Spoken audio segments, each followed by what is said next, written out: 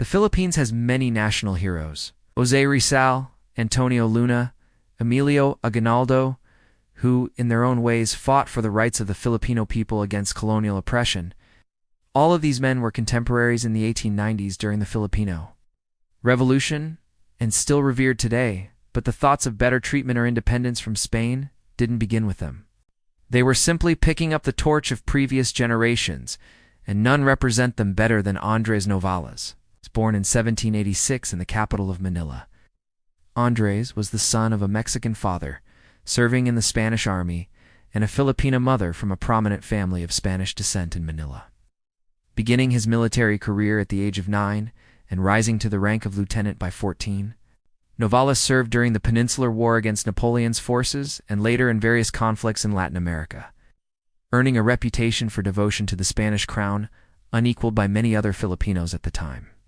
By the 1820s, Novales was back home, turning just when tensions between Filipinos of all classes and racial backgrounds and Spaniards were rising to a fever pitch. Things hit close to home when Filipino officers, most of whom, like Novales, were of Spanish stock, began being replaced by native Spaniards and treated like second-class citizens by a crown they dedicated their lives to serving.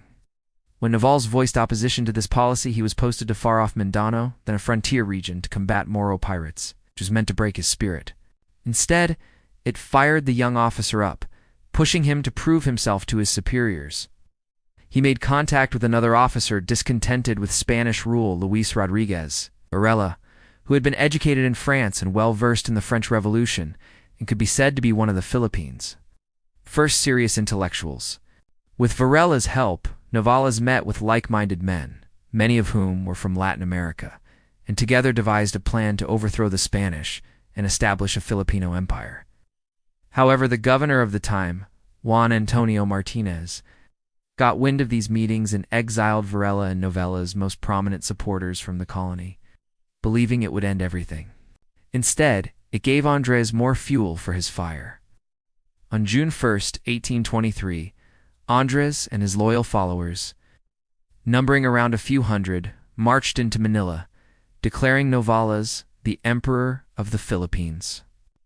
They moved swiftly through the capital, capturing vital buildings, including the governor's palace, the Manila Cathedral, and many other important political and cultural buildings. To prove their sincerity, Novales ordered his men to kill former Governor General Mariano Fernandez de Folgueras, the man in charge of passing the discriminatory policies that caused Andres to first begin questioning Spanish rule in the first place.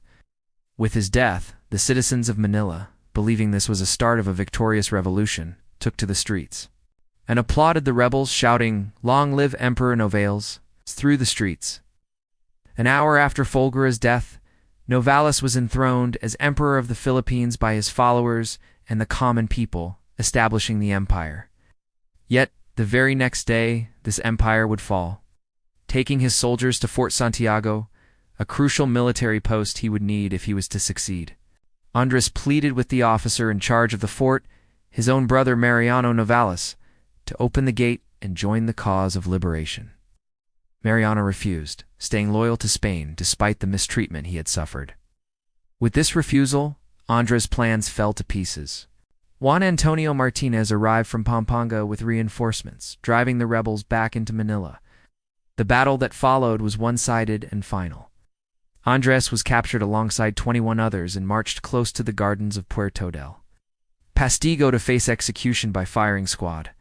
Fearless, even in the face of death, Andres declared that he would not die in vain, that his death would inspire future generations of Filipinos to fight against colonial rule and break free from their chains.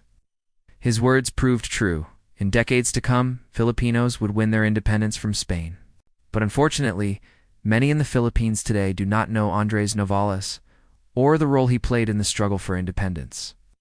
His contributions to his nation and people largely forgotten.